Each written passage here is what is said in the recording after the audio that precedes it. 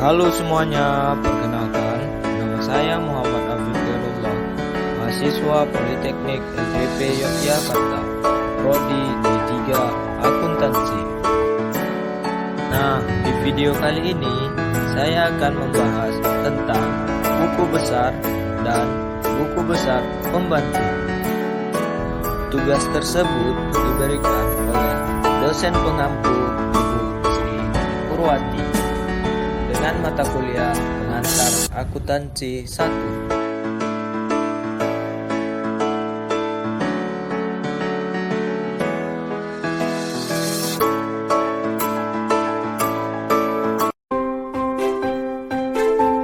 Pengertian buku besar. Buku besar adalah buku yang berisi perkiraan mengenai ikhtisar dari pengaruh transaksi keuangan akibat perubahan aktiva, kewajiban, maupun modal dalam perusahaan. Macam-macam buku besar. Yang pertama, buku besar umum. Yang kedua, buku besar pembantu. Yang ketiga, buku besar kreditor. Dan yang keempat, buku besar debitur. Bentuk-bentuk buku besar. Yang pertama, buku besar berbentuk D. Kedua, buku besar berbentuk skronto. Dan yang ketiga, buku besar berbentuk stapel. Posting dari jurnal ke buku besar. 1. Anda terlebih dahulu memindahkan tanggal kejadian pada jurnal umum dalam tanggal yang ada pada buku besar. 2.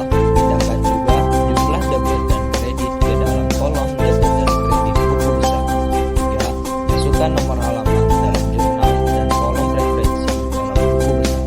4. Pindahkan penjelasan dan keterangan singkat dalam jurnal umum dan dalam buku besar. Inilah contoh pembuatan dari buku besar. Yang pertama adalah tahapan posting. Yang kita lakukan saat proses posting atau pembukuan adalah 1. Menuliskan tanggal transaksi. 2. Menuliskan keterangan transaksi. 3. Menuliskan halaman buku jurnal yang memuat transaksi yang dipindahkan pada kolom F atau N.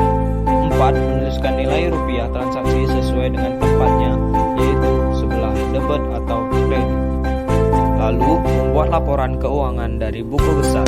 Setelah semua akun dalam buku besar kita jumlahkan, maka kita akan mengetahui semua saldo dari setiap akun tersebut.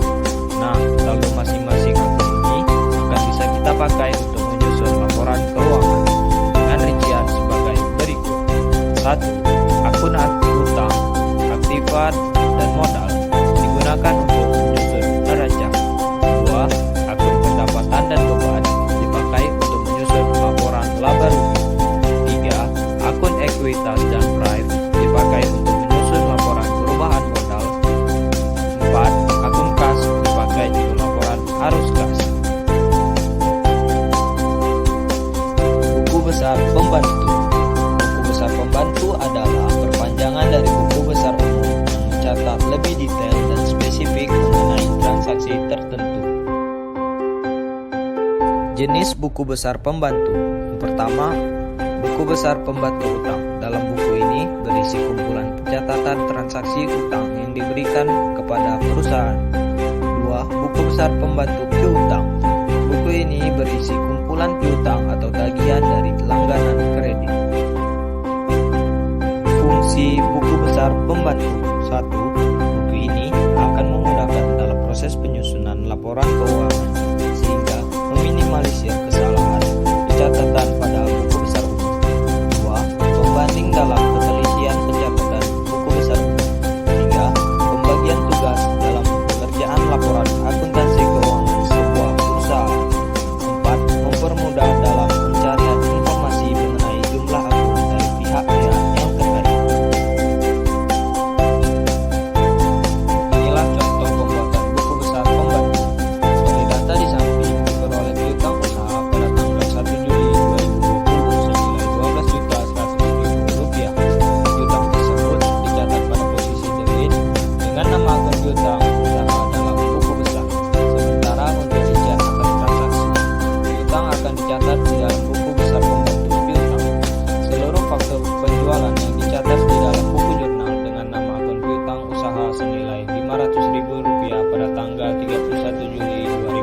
2020. Dalam pencatatan transaksi, setiap jenis faktur penjualan harus dicatat ke dalam buku pembantu piutang dengan mendebit terlebih dahulu rekening debitur yang menjadi piutang dagang atau piutang usaha.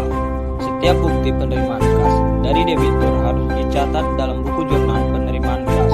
Dari data di samping, pada tanggal 31 Juli 2020, akun piutang usaha pada buku jurnal tersebut berada pada posisi kredit karena akan mengurangi piutang usaha sebesar Rp17.700.000. Setiap bentuk bukti penerimaan juga harus dicatat pada masing-masing bukti penerimaan kas.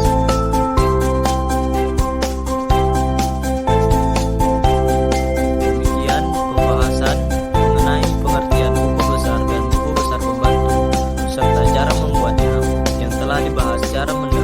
Dengan mengetahui pengertian buku besar dan buku besar pembantu secara lengkap, maka laporan keuangan bisa dibuat dengan baik dan benar.